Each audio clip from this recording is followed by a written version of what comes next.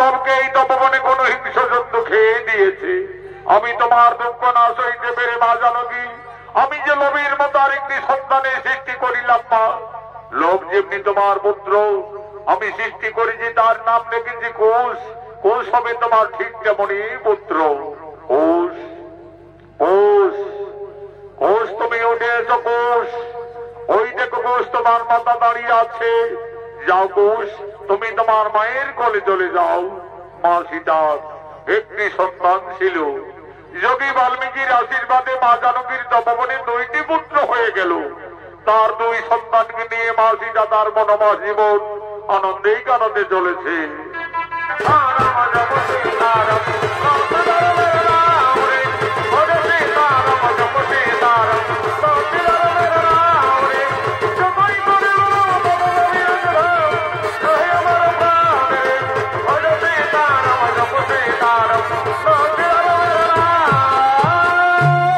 এদিকে অযোধ্যায় মহারাজ শ্রীরামচন্দ্র অশ্বমেধ যজ্ঞের আয়োজন করেছে। যজ্ঞ সভায় কুলগুরু বৈশিষ্ট্য, রাজা রামচন্দ্র, ভরত, লক্ষ্মণ, শত্রুঘ্ন সকলে আগমন করছে। সাধু সঙ্গ মিলে পরে ভাই সাধু সঙ্গ মিলে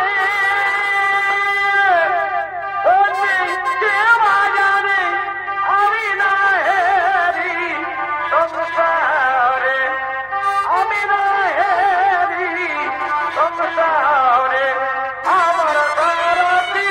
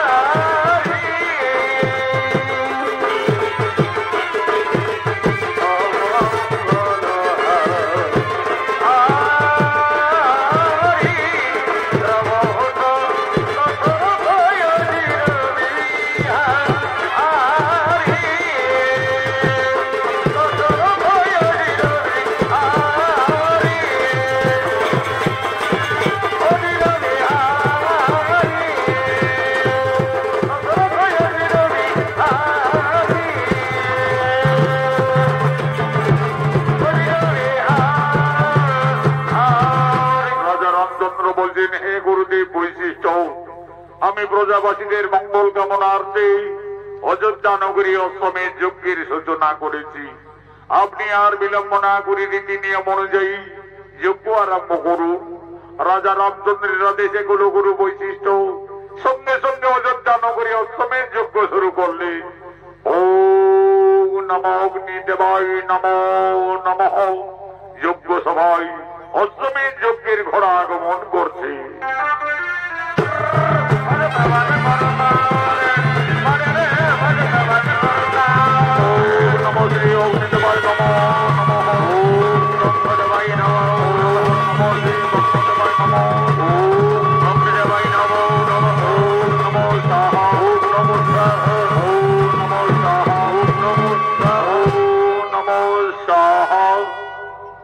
রাজা শ্রী রামচন্দ্র, আমাদের অশ্বমেধ যজ্ঞ প্রায় সমাপনের মুখে। আপনি আর বিলম্ব না করে এই অশ্বমেধ যজ্ঞের ঘোড়ার কপালে সুন্দরভাবে সন্ন্যাস করে লিপিবদ্ধ করুন। এই ঘোড়া অযোধ্যার মহারাজ রাজা শ্রী রামচন্দ্রের অশ্বমেধ যজ্ঞের ঘোড়া। এই ঘোড়া যতদূর পরিভ্রমণ করবে ততদূর অযোধ্যার সীমানা বলে পরিচিত থাকবে। আর যদি কেউ বাহুবলে এই ঘোড়াকে বন্দী করে তাহলে রাজা শ্রী রামচন্দ্রের সঙ্গে যুদ্ধ করতে হবে। হলো গুরু বৈশিষ্ট্যের দেশে রাজা রামচন্দ্র অশ্বমেধ যজ্ঞের ঘোড়ার কপাল লিপিবদ্ধ করে দিলেন। ঘোড়া যজ্ঞস্থল থেকে যাচ্ছে, ঘোড়ার পিছনে পিছনে অযোধ্যার সমস্ত সেনারা যেতে লাগলে।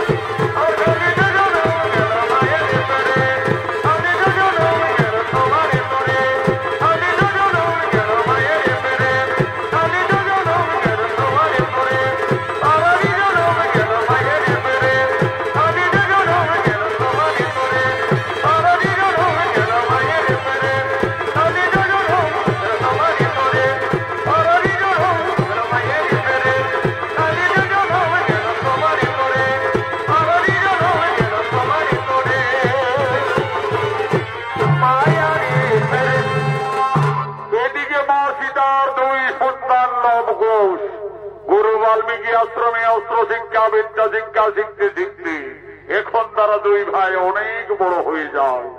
আজ তারা মনির অনন্যে মনির তপবনে খেলা করার জন্য দুই ভাই আগমন করছে।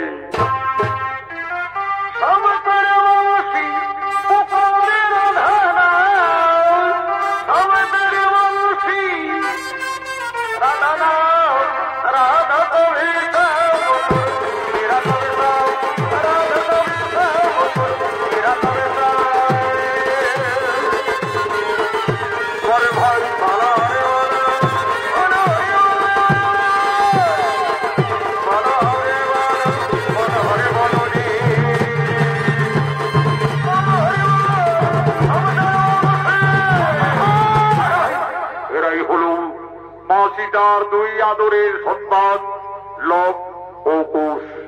লব কুশ দুই ভাই গুরু বাল্মীকি আশ্রমে অস্ত্র শিক্ষা বিদ্যা শিক্ষা শিখতে শিখতে এখন তারা দুই ভাই অনেক বড় হয়ে যায়।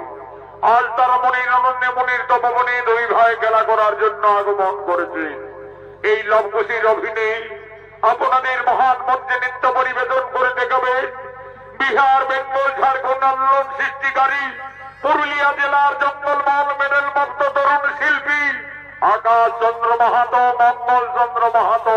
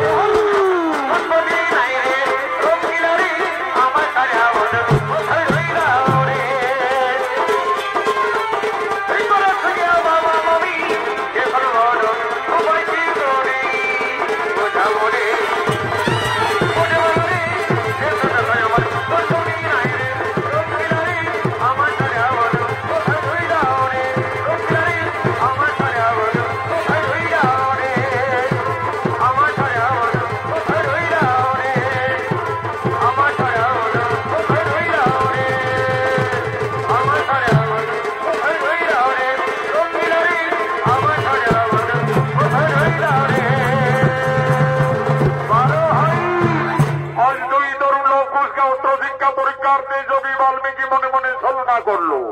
এক মহাবীর রাক্ষসী সৃষ্টি করে আক্রমণ করছেন এই তপবনে। ওরে ভাই ঘোষ, ওই দেখো ভাই, একটি ভয়ঙ্কর রাক্ষসী এই তপবনের দিকে ছুটে আসছে। চলো ভাই, ততক্ষণে আমরা কুটিরে পালিয়ে যাব। না দাদা, আমরা কুটিরে পালাতে যাব কেন?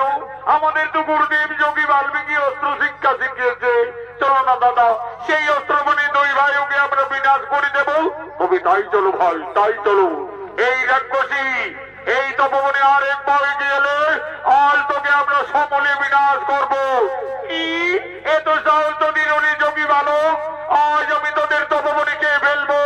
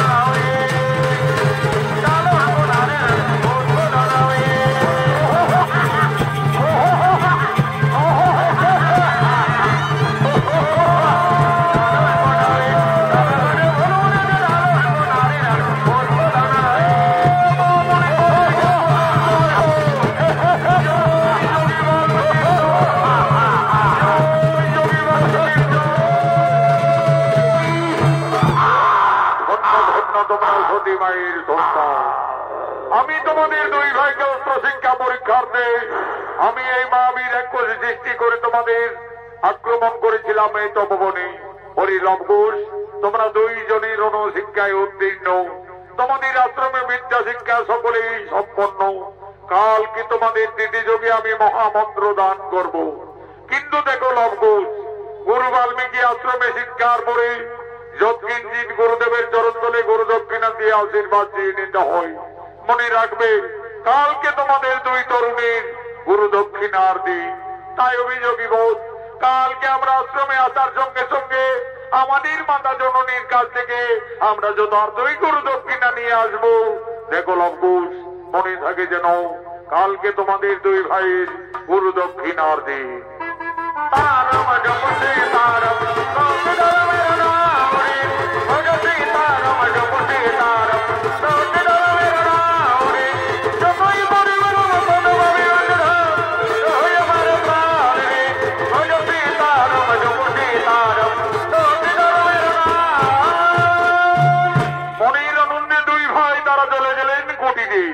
কুটিরে গিয়ে তাদের মাতা সীতার কাছে তারা নিবেদন করছে, মা মাতা তুমি কোথায়?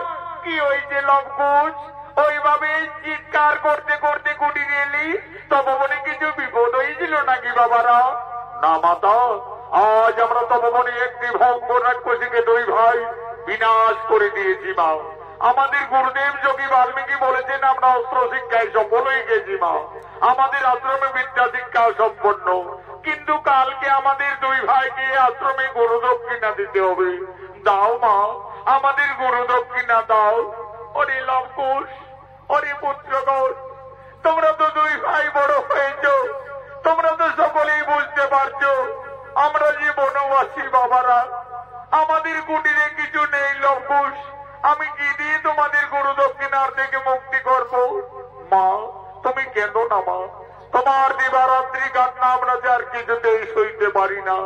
জানো মা, আমাদের যোগীবর ঋষি বাল্মীকি বলেন চুরি করা অপরাধ, কিন্তু যে না অপরাধ নয়। ওই তো মা, ওদেরই নগর দেখা যাচ্ছে। চলো না মা, আমাদের গুরু দক্ষিণা কেনার জন্য সকলের কাছে কিছু কিছু সাহায্য চেয়ে নেবে। মা সীতা একদিন ছিলেন অযোধ্যায় মহারানী, আজ সে ভাগ্য ফিরে সংসার হারা জনম দুঃখিনী বনবাসিনী। তার দুই সন্তানের গরু দক্ষিণা দেওয়ার মতো মা সীতার কুটিরে কিছুই নেই। আজ মনের দুঃখে মা জানকী এই নগরের দ্বারে দ্বারে সকলের কাছে করজোড়ে নিবেদন করছেন, হে ভক্তগণ, আজ আমি খুব এই সংকটে পড়েছি।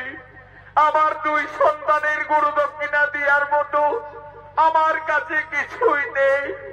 আজ আমি সকলের কাছে করজোড়ে নিবেদন করছি, আপনারা সকলে কিছু কিছু সাহায্য করে আমার দুই অমন সন্তানের গরু দক্ষিণার থেকে আপনারা মুক্তি করে দিন, মুক্তি করে দিন।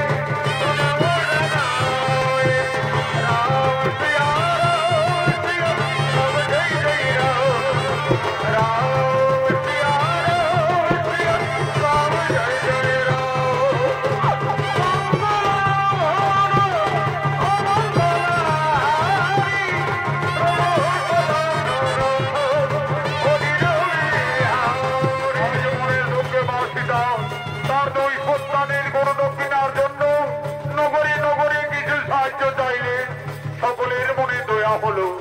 যে যেমন পারলে লবকুশের গরু দক্ষিণার জন্য সকলে কিছু কিছু মা সীতাকে আর্থিক সাহায্য করলে মা জানকীর মনোবল জীবনে যথেষ্টই অর্থ হলো। আজ মুদ্রা হলো।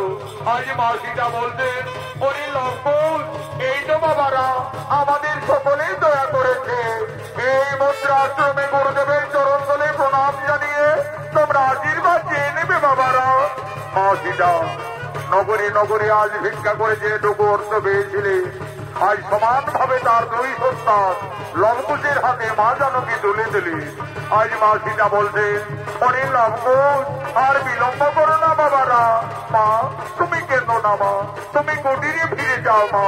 আমরা গুরু দক্ষিণা দিয়ে অচিরেই ফিরে আসবো মা, অচিরেই ফিরে আসবো। আমি চাই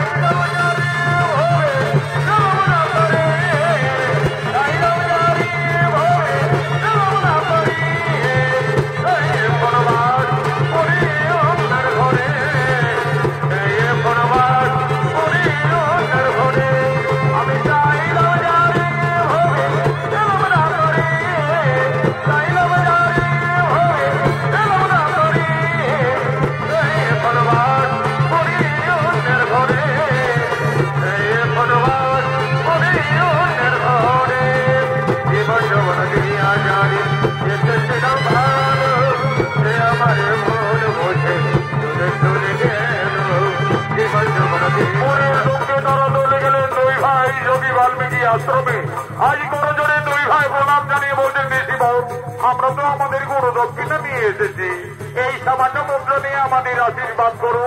ধন্য ধন্য তোমরা সতী পুত্র লবকুশ। আমি আনন্দিত, আমি তোমাদের রাজপুত্র আশীর্বাদ করব। তোমরা আরো শক্তিশালী হবে, আরো মহান, আরো মহান, আরো। এই নাও দেশিব, এই নাম আমাদের গুরু দক্ষিণা। হরি লবকুশ, আমাকে বিশেষ কাজের জন্য কয়েকদিনের মতো আমাকে বিশেষ কাজে গঙ্গাসাগরী কপিল মুনির আশ্রমে যেতে হবে। আমি এই তপবনে ফিরে আসা না পর্যন্ত তোমাদের দুই ভাইয়ের হাতে এই তপবন রক্ষার দায়িত্বভার দিয়ে যাচ্ছি। আমার আদেশ তোমরা পালন করবে। আমি যেন ফিরে এসে এই তপবনের কিছু ক্ষতি না দেখতে পাই, তাই হবে জমিবোধ। আমরা দুই ভাই এই তপবনকে রক্ষা করে যাব। এই তপবনের আমরা কিছু ক্ষতি হতে দেব না। তাহলে লবকুশ, আমি যাই কপিল মুনির আশ্রমে।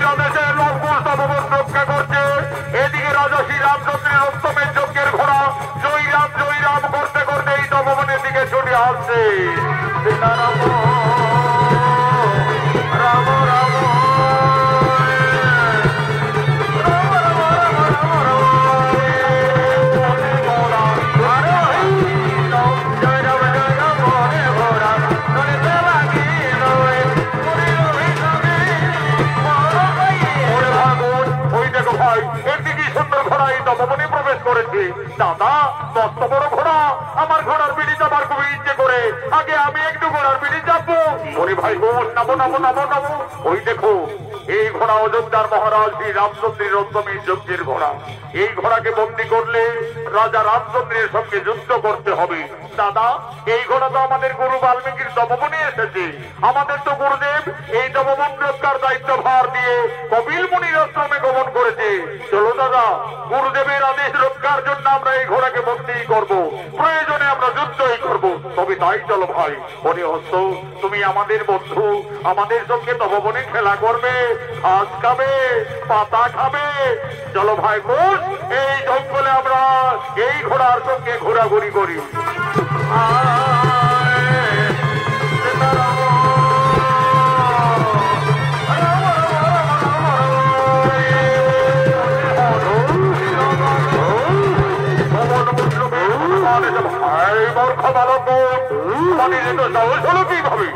সামান্য ঋষি বালক হয়ে আমার প্রভু শ্রী রামচন্দ্রের রথকে বন্দী করিলে তোমাদের আত্মপরিচয় কি? আমাদের পরিচয় আমরা তো সতী মায়ের সন্তান, গুরু বাল্মীকির শিষ্য, দুই ভাই লবকুশ। সতী মায়ের সন্তান অন্তর্যামী হনুমান বুঝে গেলে এরাই হলো আমার মাতা সীতার সন্তান।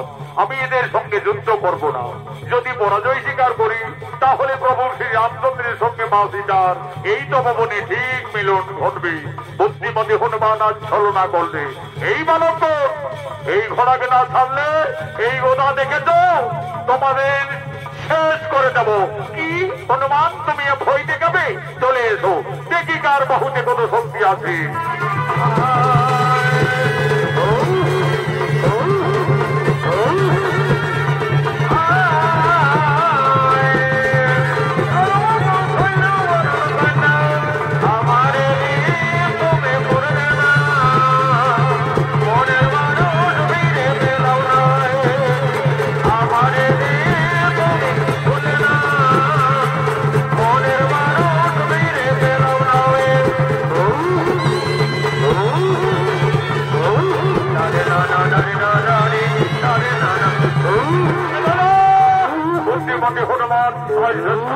স্বীকার করলি লবকুশ হনুমানকে বন্দী করলেন তপবনের এক বৃক্ষডালে।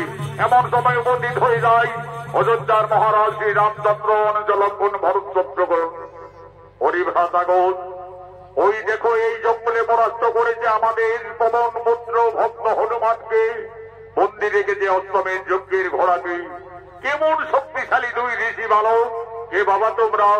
আমরা সতী মায়ের সন্তান, গুরু বাল্মীকি শিষ্য, দুই ভাই লবকুশ। লবকুশ, এই ঘোড়া আমার অশ্বমের যজ্ঞের ঘোড়া। এই ঘোড়াকে তোমরা মুক্তি করে দাও, না হলে আমাদের সঙ্গে রণ করতে হবে। তাহলে তুমি এই কি অযোধ্যার মহারাজ শ্রী রামচন্দ্র? হে বালক, তোমাদের অনুমান সত্য। আমি অযোধ্যাপতি ত্রিলোক জয়ী রাজা শ্রী রামচন্দ্র। রাজা, আমরা গুরুদেবের আদেশে এই ঘোড়াকে তপবনে বন্দী রেখেছি।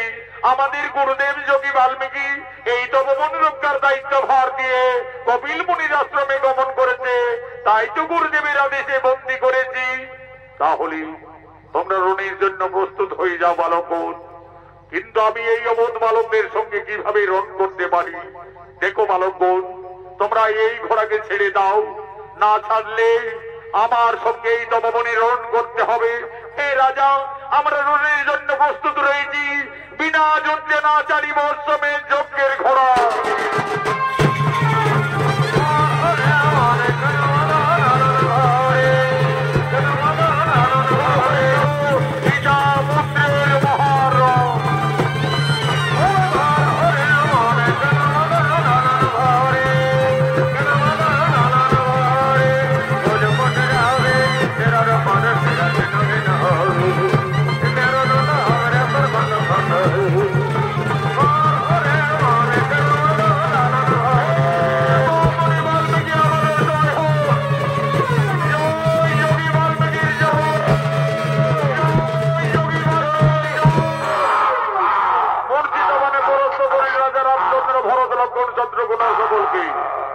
এদিকে কপিল মুনির আশ্রম থেকে যোগী বাল্মীকি ফিরে এসে দেখছে লবকুশ তপবনে সর্বনাশ করে রেখেছে। ওরে শিষ্যগণ, ওরে লবকুশ কোথায় তোরা? আমার অবর্তমানে এইভাবে তপবনে অত্যাচার কেন দেখছি? ঋষিবর, আমরা তো তোমার আদেশ পালন করে চলেছি। এই তপবন রক্ষা করতে গিয়ে এই সমস্ত যোদ্ধাদের রণে পরাস্ত করে রেখেছি। ঋষি দাদু, একটি জাত হনুমানকে এই জঙ্গলে লতায় পাতায় বন্দী করে রেখেছি। ওরি, তোর আবার হনুমান নাকি? কোথায় হনুমান বন্দী রেখেছ? ওই দেখো ঋষি দাদু, ওই তপবনের বৃক্ষ ডালে। এই যে আমার পবন পুত্র বীর হনুমান রে বাবা, এই হনুমানের সঙ্গে ঝগড়া করেছ। ওরে লবকুশ, এই রাজাদের না জেনে না শুনে কেন আঘাত করলি? যা যা, তোদের মাতা সীতাকে তোরা তাড়াতাড়ি তপবনে ডেকে নিয়ে আয়। তোদের মাতাই বলবে ওই রাজার সঙ্গে তোমাদের পরিচয় কি। মা, তুমি তাড়াতাড়ি তপবনে এসো মাতা। ওরে লবকুশ, তপবনে কি হয়েছে পুত্রগণ? মা, আজ আমরা যুদ্ধে জয়ী হয়ে গেছি মা। একটি হনুমানকে বন্দী করে আমরা এই লতায় পাতায় বন্দী করে রেখেছি। ওই লবকুশ, কোথায় হনুমানকে তোমরা বন্দী রেখেছো বাবারা? ওই দেখো মা, ওই তপবনের বড় বৃক্ষ ডালে বন্দী করেছি। ওরে লবকুশ, এ যে পবন পুত্র বীর হনুমান, এই হনুমানকে তোমরা কেন বন্দি রেখেছো বাবারা? দে লবকুশ, হনুমানকে তোরা তাড়াতাড়ি মুক্তি করে দে। ওই হনুমান একদিন আমার মান রেখেছে, এই হনুমান আমার জন্য লঙ্কায় কতই না দুঃখ পেয়েছে। দে বাবারা, তোরা হনুমানকে ছেড়ে দে। মা সীতা, ওদিকে তো তুমি হনুমানকেই দেখেছো, আর এই দিকে তাকিয়ে দেখো মা, তোমার সন্তানরা, তোমার স্বামী, তোমার দেবরদের সকলকেই রণে জর্জরিত করে রেখেছে। ওরে লবকুশ, এ তোরা কি করেছি বাবারা? তোরা কাদের সঙ্গে রণ করেছো, যুদ্ধ করেছো? তোরা তো সকলই সর্বনাশ করে দিলে লবকুশ। আমার হাতের শাখা সীতার সিঁদুর আজ তপবনে সকলে মুছে দিলে বাবারা। বাবা, আমি আমার বনবাস জীবনে তোমার কাছে কোনোদিনই কিছু চাইনি বাবা। আজ আমার দুই অমন সন্তানে ক্ষমা করে আমার স্বামী এবং দেবরগণকে পুনরায় জীবিত করে দাও বাবা, পুনরায় জীবিত করে দাও। মা সীতা, তুমি শান্ত হও মা, তুমি কেঁদো না। তারা লঙ্কের রণে পরাস্ত হয়ে সকলে জ্ঞান হার অবস্থায় পড়ে রয়েছে। আমি এক্ষুনি কমণ্ডল জল হইতে সকলের জ্ঞান পুনরায় ফিরিয়ে দিচ্ছি। ওম নমঃ সাহা, ওগো রাজা শ্রী রামচন্দ্র। ওম নমঃ সাহা, ভরতকুমার। ওম নমঃ সাহা, ওডো শত্রুঘ্ন। এই রাজা শ্রী রামচন্দ্র, তুমি আমার অবর্তমানে আমার এই তপবনে এসে আমার এই দুই তরুণ শিষ্যর সঙ্গে এইভাবে রণ করতে পারো না। মনে পড়ে রাজা, একদিন তুমি তোমার রানীকে কলঙ্কিনী ভাবে পঞ্চমাসের গর্ভবতী অবস্থায় বনবাসে পাঠিয়েছিলে। তোমার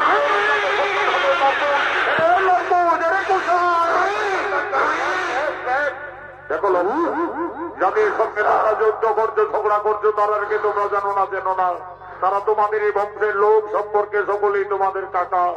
আর যে রাজার সঙ্গে তোমরা রণে জর্জরিত, ওই রাজা শ্রী রামচন্দ্র হলো তোমাদের জন্মদাতা পিতা। গুরুদেব, ওই রাজা আমাদের জন্মদাতা পিতা। হে লবকুশ, তোমরা তো রাজপুত্র, যাও তোমাদের ভুল স্বীকার করি অবিলম্বে দুই ভাই বড় জোরে ক্ষমা দিয়ে নেবে যাও। পিতা, পিতা, আমাদের ক্ষমা করে দাও পিতা, আমরা ভুল করি রণ করেছি। ওরে লবকুশ, আজ আমার মনে পড়েছে বাবারা, আমি যেদিন রাক্ষস কুল বিনাশ করি লঙ্কার দিকে আমার সীতাকে অযোধ্যায় এনেছিলাম, সেই দিন রাবণের মাতা নিকোষা কেঁদে কেঁদে আমায় অভিশাপ দিয়েছিলেন। বলেছিলেন, ওরে বনবাসী শ্রী রামচন্দ্র, আজ যেমন পুত্র শোকে আমাকে কাঁদতে হচ্ছে, আমিও তোমাকে অভিশাপ দিচ্ছি। তুমি ত্রিলোক জয়ী হলো, একদিন না একদিন তোমার পরাজয় নিশ্চিত হবে তোমার পুত্রের হাতে। আজ আমার সেই অভিশাপের কথা মনে পড়িল লবকুশ, তোমরাই আমার পুত্রগণ। এসো বাবার, আমার পক্ষে এসো। মা সীতা, আর তুমি কেন না মা, তোমার বনবাস জীবন শেষ হয়ে গেল মা, তোমার আনন্দের দিন এসেছে। যাও মা, তোমার পরিবারের সকলে তোমার অপেক্ষায় দাঁড়িয়ে রয়েছে। রাজা শ্রী রামচন্দ্র একদিন মা সীতাকে কলঙ্কিনী ভেবে পঞ্চমাসের গর্ভবতী অবস্থায় বনবাসে পাঠিয়েছিলেন। যোগী বাল্মীকির কৃপায় ফিরে পেলেন তার স্ত্রী সন্তানকে।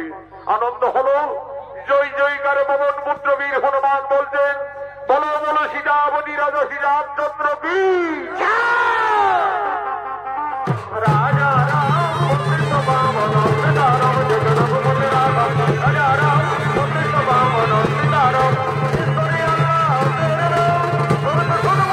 ভগবান ঈশ্বরী আল্লাহ।